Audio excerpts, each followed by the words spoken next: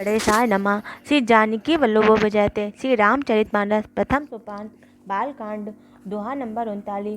श्रोतात विधि समाजपुर ग्राम नगर दुकूल संत सभा अनुपम अवध सकल सुमंगल मूल। तीनों प्रकार के श्रोताओं का समाज ही इस नदी के दोनों किनारों पर बसे हुए पूर्वे गांव और नगर है, और संतों की सभा ही सब सुंदर मंगलों की जड़ अनुपम अयोध्या जी है। राम भगत सुर तरतहि जाई मिली सुकीरत सरज सुहाई। सानुज राम समर जसु पावन मिलो महान दुसोन सुहावन। सुंदर कीर्ति रूपी सुहावनी सरयू जी राम भक्ति रूपी गंगा जी में जा मिली। छोटे भाई लक्ष्मण सहित श्री राम जी के युद्ध का पवित्र यश रूपी सुहावना महानंद सोन उसमें आ मिला है। जुग बिच भगत देव धुनि धारा सोहत सहित सुबिरत सुबजारा। त्रिविध तापता सकत मुहानी राम स्वरूप सिंधु समुहानी। दोनों के बीच में भक्ति रूपी गंगा जी की धारा ज्ञान और वैराग्य सहित शोभित हो रही है। ऐसा तीनों तापों को डराने वाली यह त्रिमुहानी नदी राम स्वरूप रूपी समुद्र की ओर जा रही है। मानस मूल मिली सुर सरही सुनत सुजन मन पावन करही। बिच बिच कथा विचित्र विभागा जन सर तीर तीर बन भागा। इस कीर्ति रूपी सरयू का मूल मानस श्री रामचरित है, और यह राम भक्ति रूपी गंगा जी में मिली है, इसलिए यह सुनने वाले सज्जनों के मन को पवित्र कर देगी। इसके बीच बीच में जो भिन्न भिन्न प्रकार की विचित्र कथाएं हैं, वही मानो नदी तट के आसपास के वन और बाग है। उमा महेश बिहाह विराती ते जलचर अगणित बहुभांति। रघुबर जन्म आनंद बधाई भंवर तर मनोहरताई।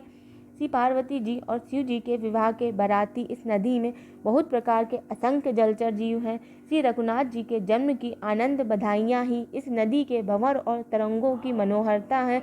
बाल चरित चहु बंधु के बनज विपुल बहुरंग।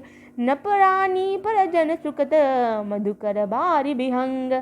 चारों भाइयों के जो बाल चरित हैं वही इसमें खिले हुए रंग बिरंगे बहुत से कमल हैं।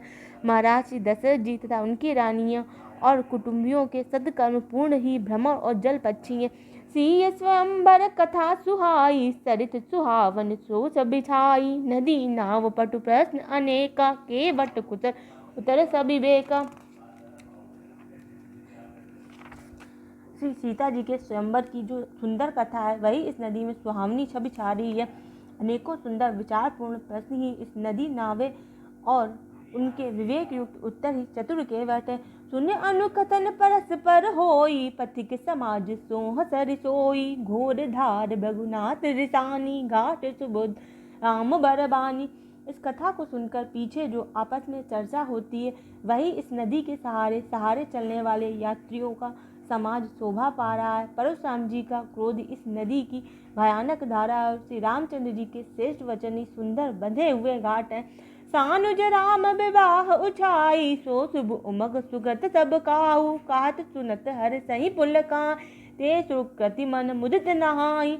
भाइयों सहित श्री रामचंद्र के विवाह का उत्साह इस कथा नदी की कल्याणकारिणी बाढ़ है, जो सभी को सुख देने वाली। इसके कहने सुनने में जो हर्षित और पुलकित होते हैं वही पुण्यात्मा पुरुष हैं, जो प्रसन्न मन से इस नदी में नहाते।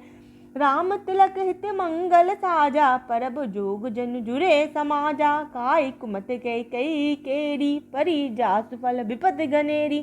श्री रामचंद्र जी के राज तिलक के लिए जो मंगल साज सजाया गया वही मानो पर्व के समय इस नदी पर यात्रियों के समूह इकट्ठा हुए। कैकेयी की बुद्धि इस नदी में काई है, जिसके फलस्वरूप बड़ी भारी विपत्ति आ पड़ी है। चमन अमित उत्पात सब भरत चरित जप जाग। कलियग खल अवगुण कथन ते जलमल बग काग।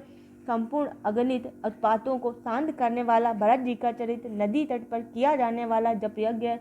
कलयुग के पापों और दुष्टों के अवगुणों के जो वर्णन है वही इस नदी के जल का कीचड़ और बगुले कौवे हैं। आज हमने दोहा नंबर 39 से लेकर दोहा नंबर 41 का चौपाइयों का अर्थ सहित वर्णन किया है। अगर आपको हमारा ये वर्णन पसंद आ रहा है तो आप हमारे चैनल को लाइक करें, शेयर करें, सब्सक्राइब करें। जय सीताराम।